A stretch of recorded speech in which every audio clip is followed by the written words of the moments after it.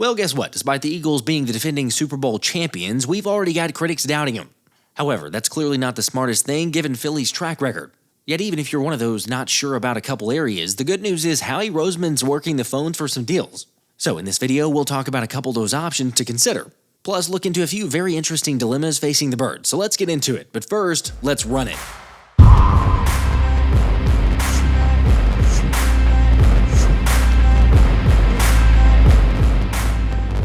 What's up, guys? It's fascinating to me that no matter what the Eagles do, it's like they can't ever quite get all the full credit. I mean, seriously, you got ESPN issuing out the first early NFL power rankings with the Kansas City Chiefs, and yes, I did say the Kansas City Chiefs ahead of the Birds. This is crazy, this is crazy, this is crazy. Fine, I realize I'm completely biased, but you'd think that a team that's returning 10 of 11 starters on offense and also 8 of 11 starters on defense that had won the Super Bowl would get the benefit of the doubt. Hello? Anybody home? Actually, the more that I think about it, I'm pretty sure I prefer that mindset. After all, we remember what happened the last time those same critics were doubting Jalen Hurts and the Eagles. I think we've seen the best of Jalen Hurts. Yes, I think that's fair to say. That 2022 season and playoff stretch, that's the high. Yeah. I don't think we're going to recapture that. Picked up, Hurts going deep, has a man, it is caught! Let Jalen Hurts beat you. You ain't been balling. When he has a very clear understanding, like, oh, you're playing my guys one-on-one, and I could throw the ball on an outbreaker or a corner route or a go route to A.J. Brown. It's kind of what Washington did in the NFC Championship game. He is not going to get that against the Kansas City Chiefs. Hurts lets it go, complete A.J. Brown, he's in! Force them into throwing the ball. Hurts going deep for it all, Devontae Smith! He has got it! I can't control what these people think, but if it takes all the hate and all the scrutiny and all the different opinions for me to be a world champion, then keep it coming. Maybe they'll never learn. I mean, honestly, we've seen it so many times at this point. They keep saying the same things, but just let them doubt, let them hate. QB1's putting in the work. Remember, Jalen Hurts' throwing coach and trainer admitted earlier this offseason that all winning did was take his focus and drive to a whole other level. Now, of course, when it comes to the team dynamic, the fellas are already back for offseason workouts. But the official OTAs won't happen until later this month. And I know several of you were asking what that official timeline looks like, so here it is. The OTAs are divided into phases, and the Eagles will convene for on-field sessions 6 times before mandatory minicamp on June 10th. Although, in case you're curious, before June 10th, the practices scheduled are May 27th and 28th, May 30th, June 2nd and 3rd, and June 5th. Now, personally, I'm just excited to get the unit back on the field so we can begin to see the team take shape with the new additions. Although speaking of that excitement and the team schedules, keep an eye out for the exciting Mike's podcast coming soon. That's right, and in case you missed it, the exciting Whites in Reed Blankenship and Cooper DeJean are teaming up to bring you the exciting Mike's podcast debuting on May 15th. By the way, I got a link in the description if you want to subscribe to their channel, and yes, I think we're already of this notion, but you're not going to want to miss their content. 2, 1. I used to pray for times like this, to rhyme like this, so I had to rhyme like that, to shine like this. All right, one more thing you definitely don't want to miss is the next exciting giveaway courtesy of Anthony DiBona, because he's got a signed rookie card of Dallas Goedert that we're going to give away to one person who likes this video and comments DG. Again, just drop a like on this video and then comment DG, which we'll spin for on the next live stream. Of course, for those wondering about the other giveaways recently, congrats to Lucas for winning the BG jersey, Kurt for winning the Goddard jersey, and Kay for winning the Let's Run It t-shirts. And don't worry, we'll have more of those because we're definitely running this thing back. Although it's sounding more and more likely that's going to be without the Tush Push, after Adam Schefter joined 97.5 The Fanatic on the belief that the league's most unstoppable play will be banned, saying he hasn't seen or heard anything that'll change his mind about that. Because above all else, like Schefter admitted, if the commissioner wants something out of the game, he's going to find a way to get it done. I'll tell you what, this is one of the most cowardly, non-competitive handicapping moves ever. Granted, the Birds are going to figure out whatever they need to do to convert short yardage situations, but pretty sure we all agree with Saquon here. If you don't like it, get better at stopping it. It's not like a play that, we only can do. Everybody does it. Everyone tries it. We're just super successful at it. They were super successful before I was there, so I know what it does to a team, how it breaks down a team. And now being on a team, it's kind of, you lining up and everyone knows what you're doing. It's like, stop me, and they can't. So, they're going to get in the feels about it. They're going to try to make changes, but I don't see that happening. And if it doesn't, just get better at stopping it. Look, it tells you all you need to know when the league is moving the goalpost to even the odds, but while the NFL is all about limiting success, Underdog is not. Because as one of the official sponsors of the channel, you can get up to $1,000 in bonus credit when you scan the QR code and use code PHILLYSPECIAL with your first-time deposit. Plus, right now, Underdog is running a unique promo for the entire NBA playoffs that you do not want to miss called the Extender. So here's how it works. You start by making your picks on game 1 of a playoff series, and then by doing so, you continue to get bigger boost each game after that. Meaning the longer the series, the bigger the boost. Therefore, not really a surprise, but I'm basically rooting for Game 7s in every single series. Heck, take a look at the projected boost offered, and we're talking about a 100% boost if we're able to reach the pivotal game in a series. So what are you waiting for? Join Underdog and cash in even more on every basket today. All you got to do is scan the QR code, use code PhillySpecial, or just click the link in the description to get a free gimme pick and up to $1,000 in bonus credit.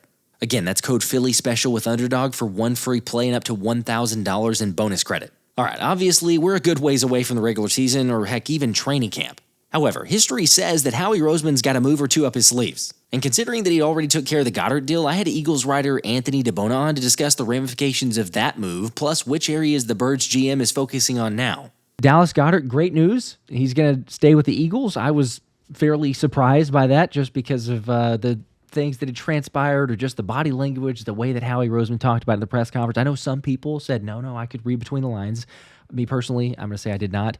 But first time actually, I think, recording publicly since that news. So just curious, your reactions, thoughts on Dallas Goedert and going to be here for at least one more season with Philly.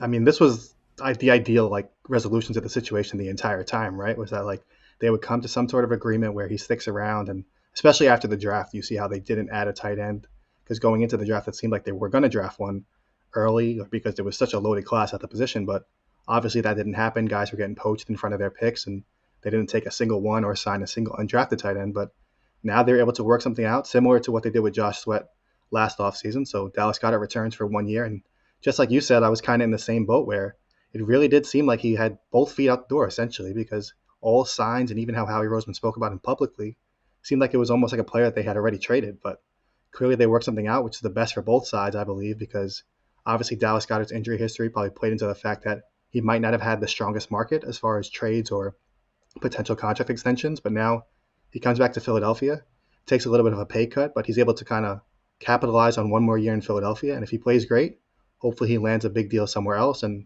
the Eagles will benefit by getting a compensatory pick. But TE1 is here to stay in Philadelphia for now. Let's go. We are hyped about that. As I mentioned earlier in the video, there's a little extra reason to be hyped about that. Anthony, you have a legit autograph card from Dallas Goedert that we're giving away. Want to show the folks that card that you have?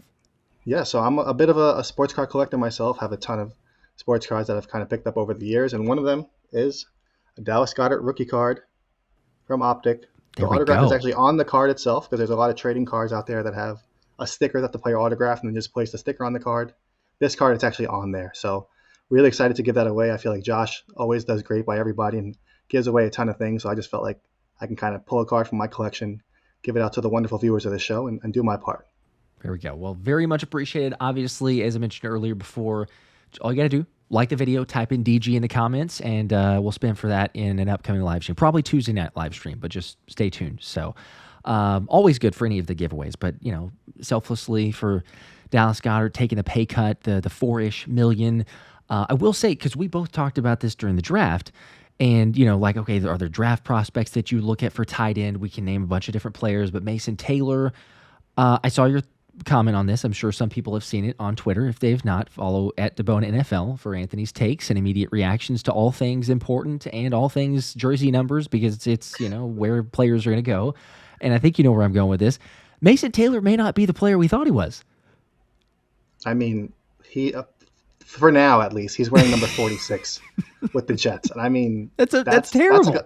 That's like a long snapper or a fullback number, maybe like a practice squad running back. I mean, 46 is just gross. But supposedly a buddy of mine is a Jets fan. He said one of the other veterans that's been around that's probably not going to make the roster has moved to number 86, which is what Taylor wore at LSU. So hopefully once that guy gets released, it's kind of like a Quinyon Mitchell situation last offseason with the Eagles, where he'll get a better number after final cuts. But yeah, 46, wearing that for training camp and preseason, that's disgusting. But hopefully he gets out of that number quickly. Right, yes. And obviously, I think most people know, but I will say this because there's a few comments I usually get on this. It's a little bit tongue-in-cheek. We understand Mason Taylor's a good player. It's not about face because he's wearing, but I was surprised, as you say, because normally, rookies get a little bit more of a first dibs on some numbers. As we've seen some Eagles rookies kind of take the spot of some other Eagles players that have already been on the roster whenever it's like, oh, hey, so-and-so's dealt with this number. But getting into more relevant, serious news, or at least talk of what's going on next, obviously, Dallas Goedert, like we mentioned, got that taken care of. 10 of 11 starters on the offense. We've talked about this before that even took place. Okay, there's so many guys. There's all sorts of weapons on this offense. Even if you didn't get the tight end spot, you're feeling good. But the only position is right guard, and it's Tyler Steen, who was the supposed starter before Mekhi Becton was, kind of came out of nowhere, and Nick Sirianni with the suggestion to Jeff Stoutland, and the rest is history there. But 10 of 11 starters on the offensive side of the ball. Defense, okay, sure, there's a little bit more holes on that side, or at least replacements. But what do you think is next for the Eagles? Do we have some other moves? Because Howie's never, ever done in the world of Howie Roseman. But what's next for Philly?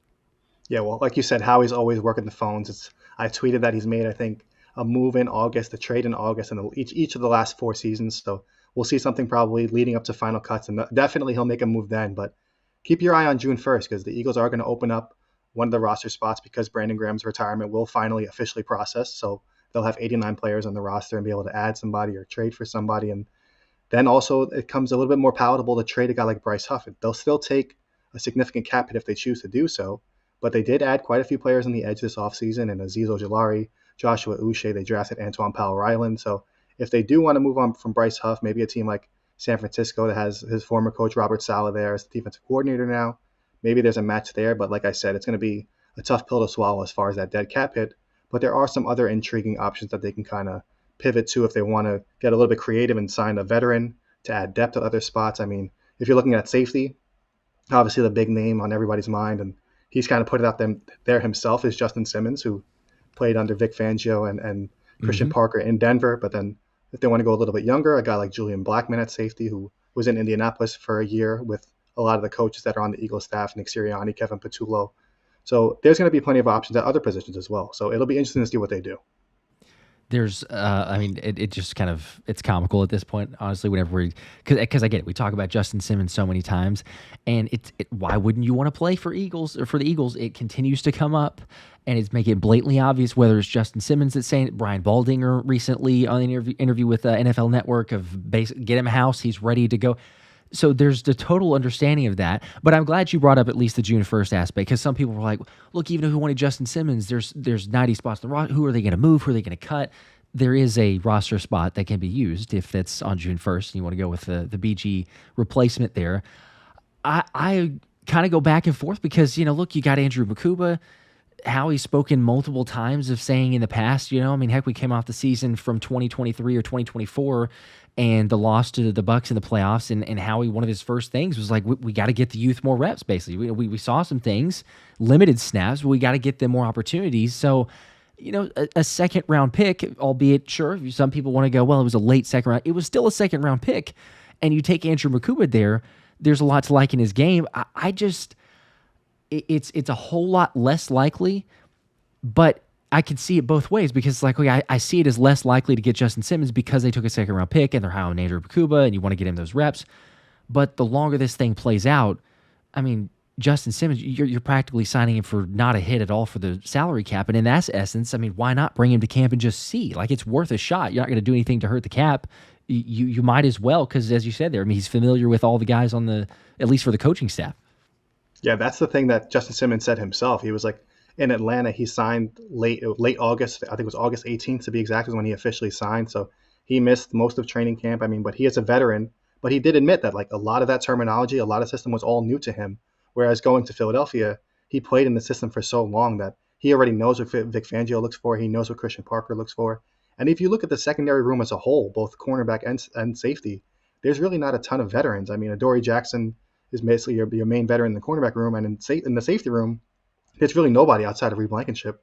So he would bring a definite veteran presence. But what I've maintained all along is he signed for $7.5 million fully guaranteed last season with the Falcons, and I just don't think he would get that type of contract this year. So if he's willing to kind of take a step back, maybe I think he would start, but maybe he'd have to take a little bit more of a mentorship role and take significantly less money, maybe half of that guaranteed, where he's only getting $3 million, maybe $4 million guaranteed and have to earn the rest in incentives or something like that. That would be more reasonable, where I think the Eagles would be comfortable doing so. But it's just a matter of how much does Justin Simmons really want to be in Philadelphia. And that's the big question. I think he definitely wants to, resurrect your career or just whatever you want to say. Jumpstart it. Didn't have the best year in Atlanta. Why not? It's one of the best places. But yeah, where's the fine line? And you have to imagine, as you said, whether it is a legit move of a trade that Howie Roseman is doing or signing in a Justin Simmons, he's going to be kind of, you would at least envision just continually checking in. Like, all right, hey, what's the asking price, right? Like, where are we at with his agent? So there's an opportunity. You did mention Julian Blackmon, some other chances there for the secondary. Other areas, though, because I believe you have some others on the list of potentials for moves that we might see from Howie Roseman or anything there.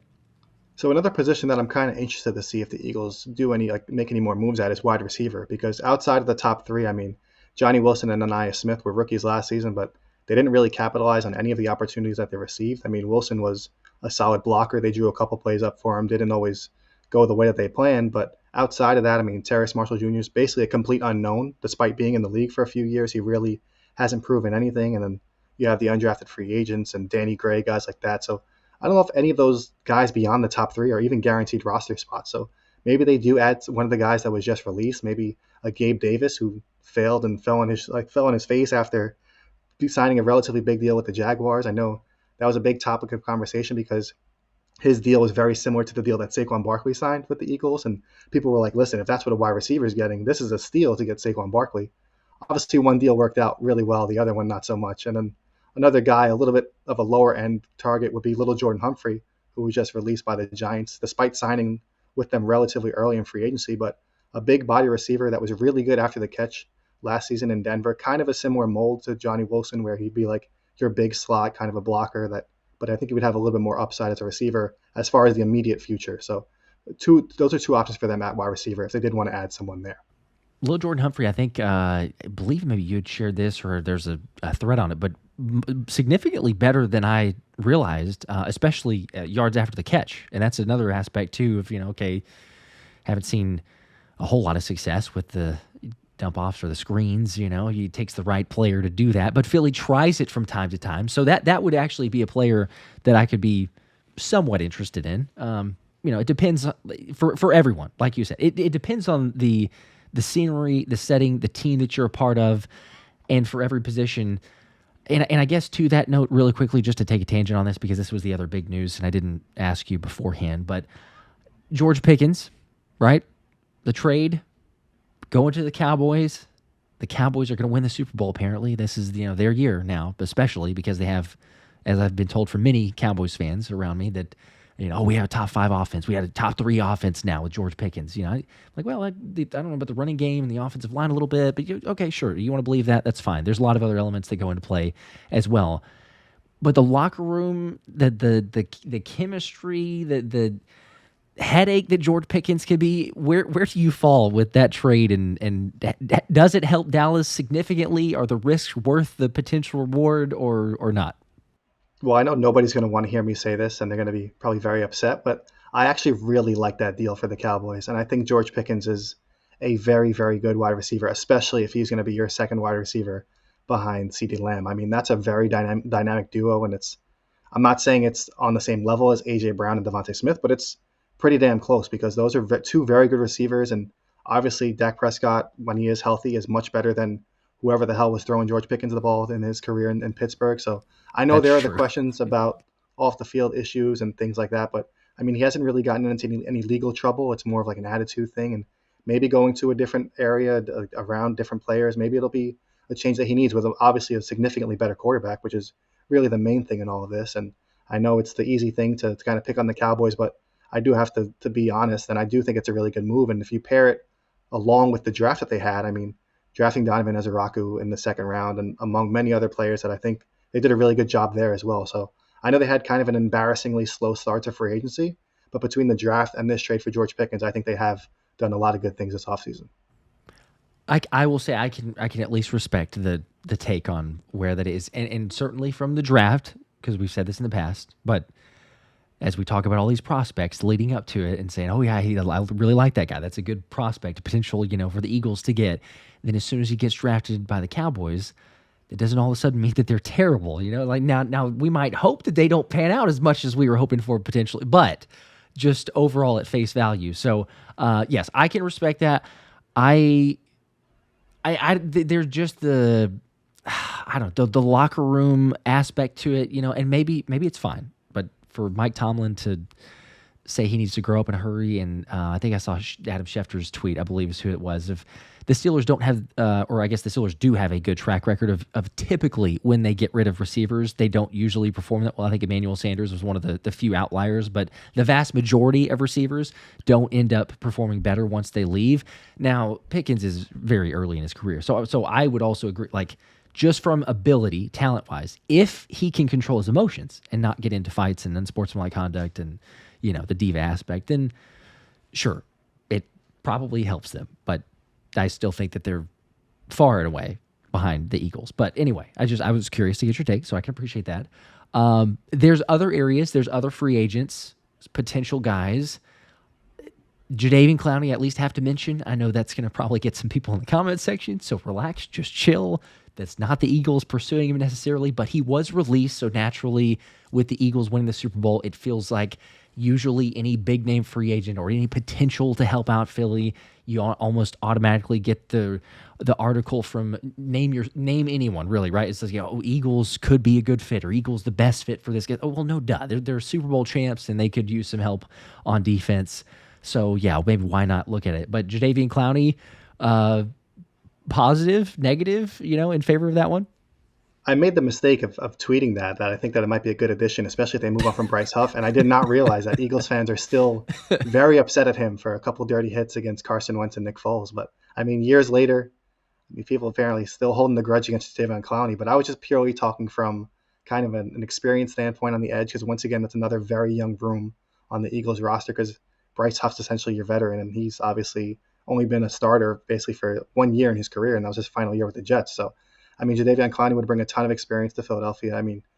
I know he's bounced around and he's played on 1-year deals for several different teams over the last couple of seasons, but he's been a pretty consistent player as far as being able to play against the run and the pass. And I think it would be a solid addition, because I don't think he would command a ton of money, because he's still getting a little bit of money from the Panthers, and he played well there last season. I don't think it would be the end of the world that everybody says it would be, but there are a couple other guys along the defensive front that I would find interesting in free agency as well. And that's Raekwon Davis, who was let go by the Colts, and he had started a couple games for the Dolphins when Vic Fangio was there in 2023. And I think he's only 27 years old or so he's still pretty young, but he would bring another kind of addition to that interior defensive line, where now you're looking at maybe Thomas Booker being one of the last guys to make the roster, where I think Davis would be a little bit of an upgrade there.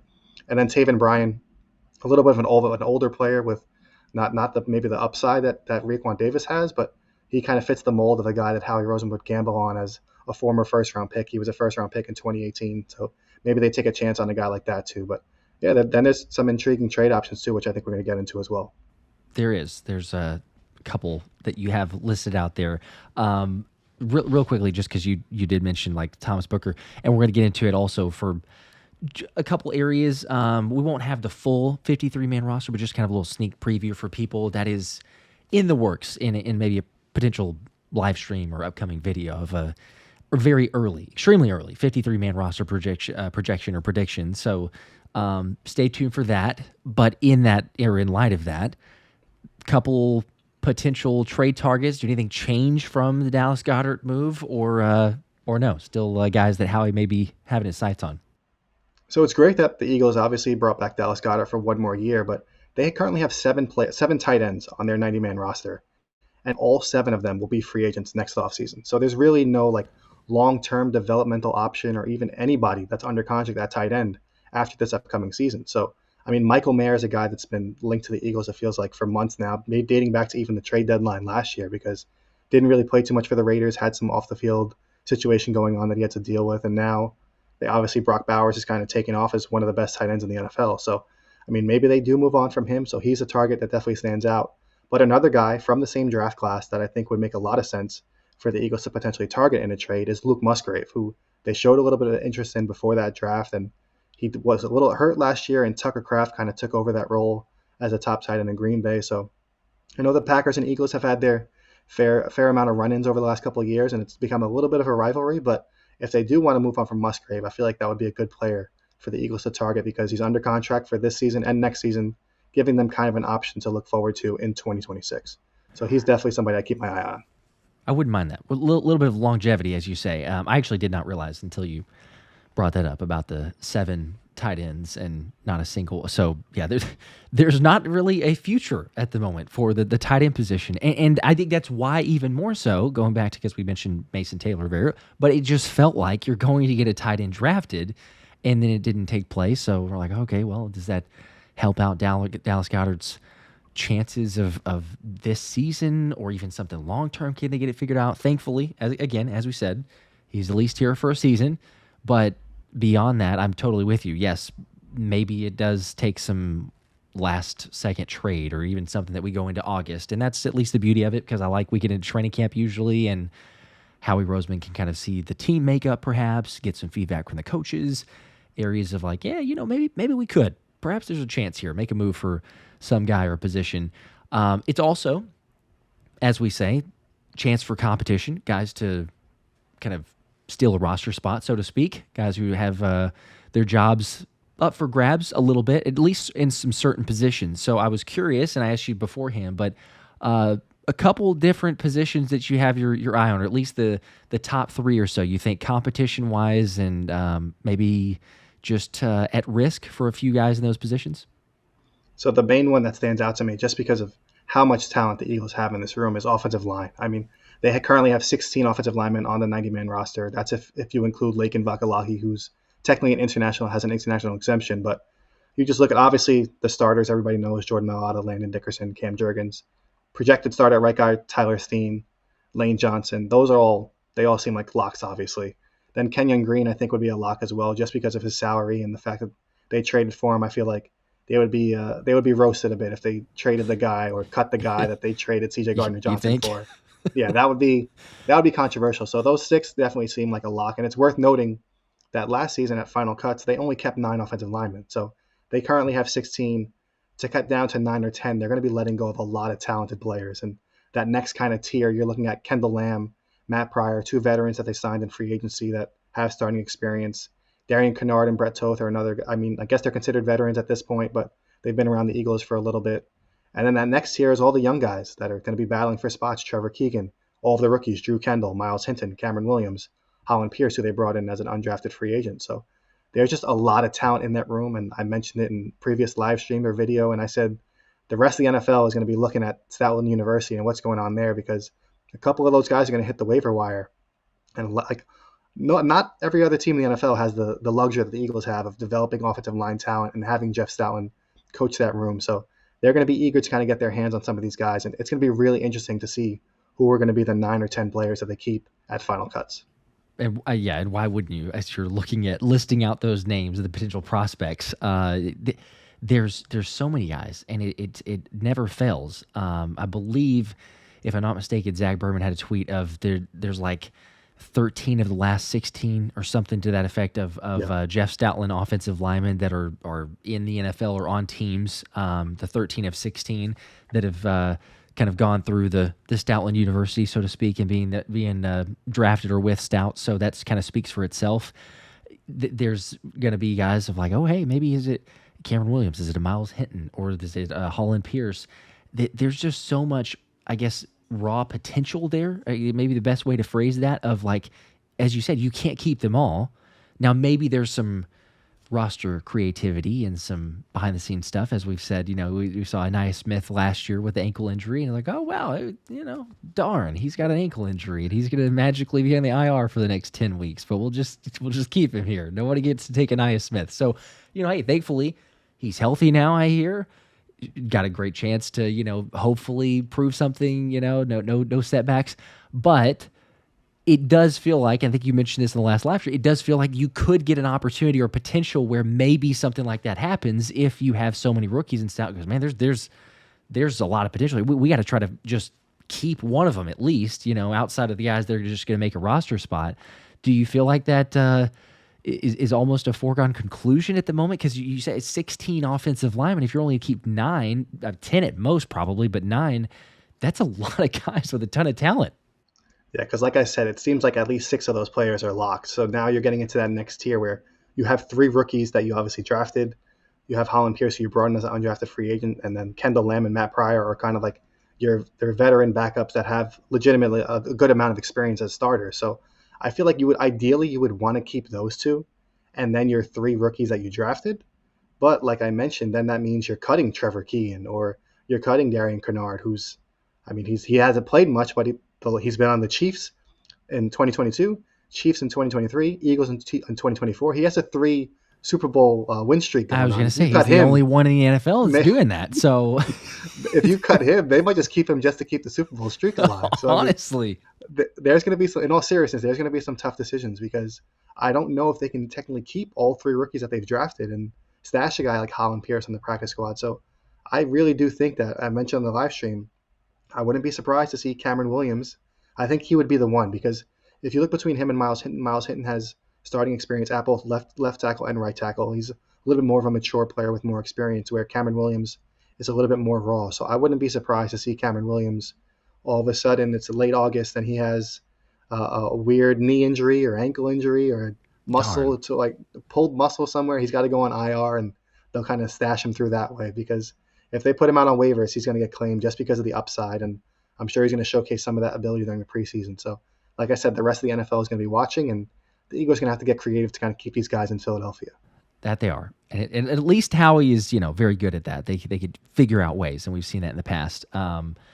But yeah, I'm right there with you. Just please, Cameron Williams. I think that Fran Duffy, if I'm not mistaken, was saying a way too early projection for next year's mock draft. But if Cameron Williams had been one of those of staying in college, that he would have legit been a potential as like, hey, you could be talking about him for a first round pick. So yeah, the potential is through the roof. It's just like, can you keep him in the building? You got to figure out a way to get that done. So I'm hopeful.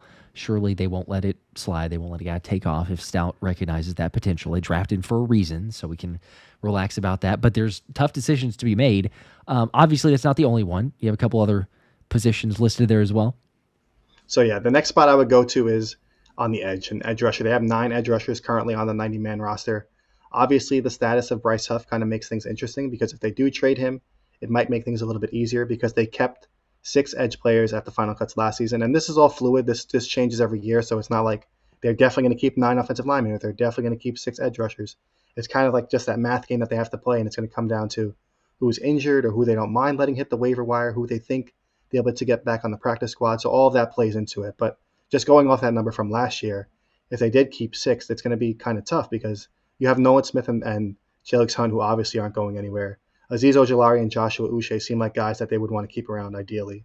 Then Bryce Huff, Patrick Johnson, Antwaun Powell-Ryland, who they spent a late pick on. Those 3 are kind of in that next area where you'd have to pick 2 of those 3 to keep in that case if you're going to keep 6 players. So Patrick Johnson's probably the odd one out in that situation, I would imagine, because he's mostly more of just a special teams player, and they literally waived him last year and didn't mind doing so. But then again, if they only keep 5 players and you still have Bryce Huff, now you're letting go of Patrick Johnson and Antwaun Powell-Ryland, and you still have KJ Henry and Mathis, who they kept kind of strung along last year on the practice squad, signed them to futures contracts. So there's going to be some interesting things going on. Obviously, health will play a factor, but that whole Bryce Huff situation is going to be interesting to watch. You can never have too many defensive linemen, period. But certainly from the edge, we talk about the depth and injuries we've seen or hanging on to some guys. Do you feel like there's any belief? Well, I guess there is from what Howie said, but do you believe in what Howie said? I believe it was back from the draft, but his comments of something to the effect of like, I'm stubborn and the story is not written on Bryce Huff. I'm still believing in the player. There's an element to it to be like, okay, well, he's just being positive and saying the PC thing or whatever at the press conference, but he's kind of doubled down and tripled down on that whenever asked about it. Are you buying that? Is that him trying to hype it up to try to, trade him away because he's like, hey, there's some potential there. You might, some people may not see it, but I'm trying to trade the player. Or is it legit like, all right, we're going to see what he can do here? Well, I don't know if that's Howie Roseman's like actual brain speaking or if that's his pocket speaking or Jeffrey Lurie's pocket speaking, because it's just unfortunate that the reality of the situation is just the dead cap hit that they would have to absorb to cut or trade him even after June 1st is significant. So the fact that they have to obviously weigh that in. The best case scenario, kind of similar to the Dallas Goedert situation, is him just sticking around and hopefully playing well in this regard with Bryce Huff. Obviously, Dallas Goedert, they know he's going to play well. It kind of just came down to the financials of it. But with Bryce Huff, that money is basically already spent. There was a lot of that was guaranteed at signing. So the best case is for him to actually show something and not be a healthy scratch in the playoffs again. But we'll see what happens because, like I said, they did add two notable free agents in Ojulari and Joshua Uche. Then they drafted Antwaun Powell-Ryland, who's a guy that I was very high on, but went a little later than many people expected. But I don't know. It's just the truth of the matter is that Bryce Huff's probably going to be around in Philadelphia for 2025, and it's just going to come down to what he can show them. If maybe he can finally contribute on special teams and stay healthy. We don't know what's going to happen, but Howie Roseman basically has to say good things about him because he's probably stuck with him for at least one more season.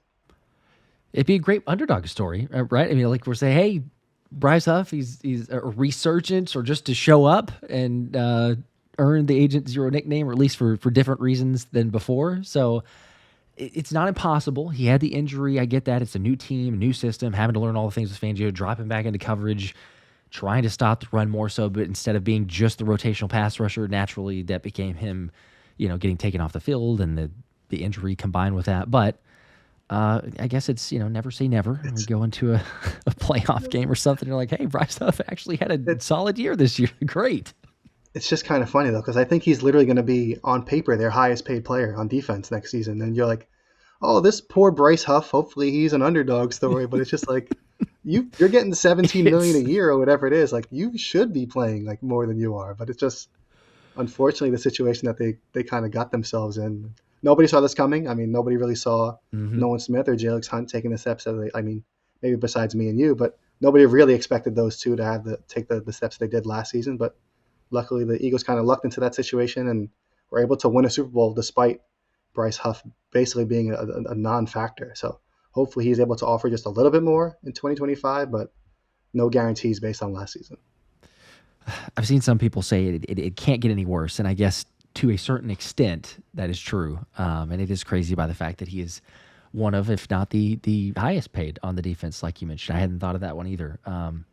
But it just shows all the other hits in the draft picks and everything else on defense. If you're able to survive that storm and still win a Super Bowl and have the number one defense in the NFL. So kudos to Howie, kudos to Vic Fangio, everybody else. So O-line and edge competition there, some potentials. One other positional group, I believe.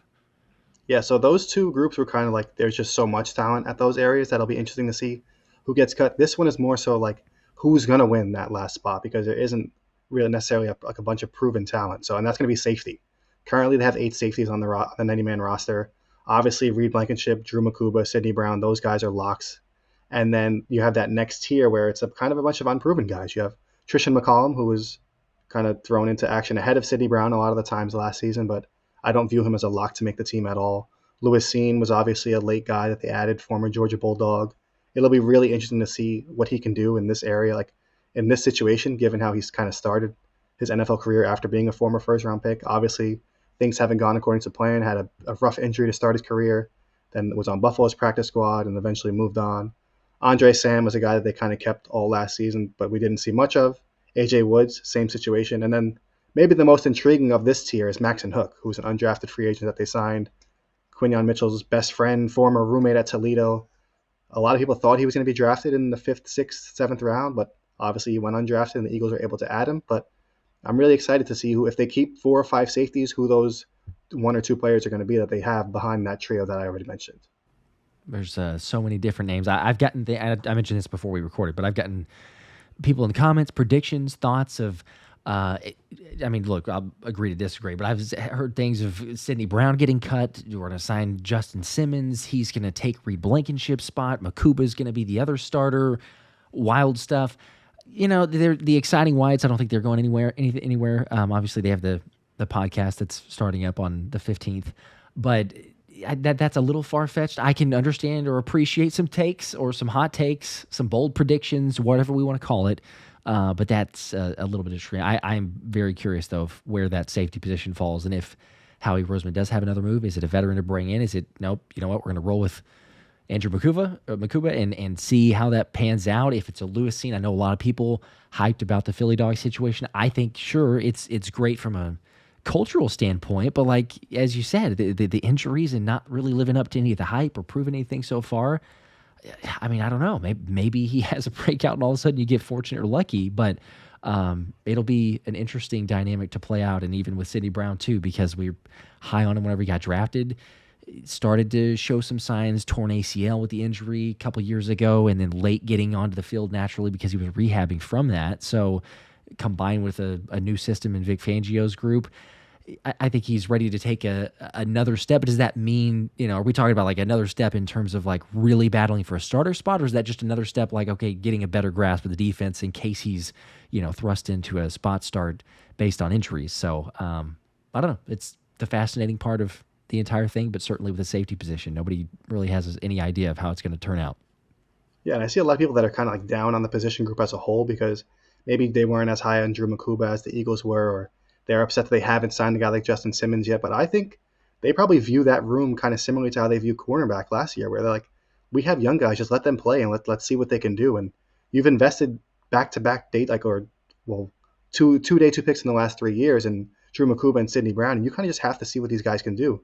And you have to take advantage of Reed Blankenship on a cheap contract. He's proven that he's a good to great starter, and I feel like you kind of just roll with those three and see what they can do. And then anything you can get out of the other guys is kind of just a bonus because, like you said, Luis Cine has that pedigree where he was a former first-round pick, obviously the Georgia connection. So maybe if right now if I had to bet if they kept 5 safeties, I would say Blankenship, Mukuba, Brown, and then I think it would be Luis Cine and Maxon Hook. I think those guys kind of have that pedigree where they would offer a little bit more upside than the other names that are on the roster right now. And I think that'll be a lot of like an interesting group to watch as far as being able to contribute on special teams, which is something that Maxon Hook did a ton of at Toledo, which will give him the upper hand over a lot of these guys. So that's something else you have to factor in when you're looking at these end of roster guys, your 51st, 52nd, 53rd guy to make the roster where they're just extra guys at these depth positions. They have to be able to be contributors on special teams. So that's something that Maxon Hook can definitely do. 100%. I think we talked about it on the live stream, or a couple live streams, if I'm not mistaken. But yeah, that dude got some AFC and NFC executives and scouts saying that dude's a stud on special teams. It turned some heads already, but the fact that Philly can bring him and have the connection with Quinion Mitchell and potential playing special teams, I would absolutely be for that. So we get an improvement there, perhaps, because they continue to bring, guys in that have some dual threat ability or some playmaker ability, speed, athleticism. Why not? Might as well do it. So, especially if Keely Ringo takes on a bigger role as your CB2, you kind of need somebody to fill that void as like your gunner or whatever situation they want to put him in. So a guy like Maxon Hook could help that area. Forget about that. It does seem like, unless something crazy happens, it does seem like Keely Ringo is set up for the Eagles believing in him, saying, all right, hey, we've got to try this, to the notion of we have these young players, we have to play them to see if they legit can get to that point. It feels like the number changed to number 7, and Keely Ringo, the way that the draft shook out, the way the free agency shook out, like everything there, it's like, all right, hey, it's going to be yours first. We'll see how it pans out, but you never know. Could be something else. As far as thoughts and comments on this, obviously, for people watching the videos, you dropping a comment and a like, DG to win the signed Dallas Goedert card. We'll spin on the next live stream. But also, let us know your thoughts.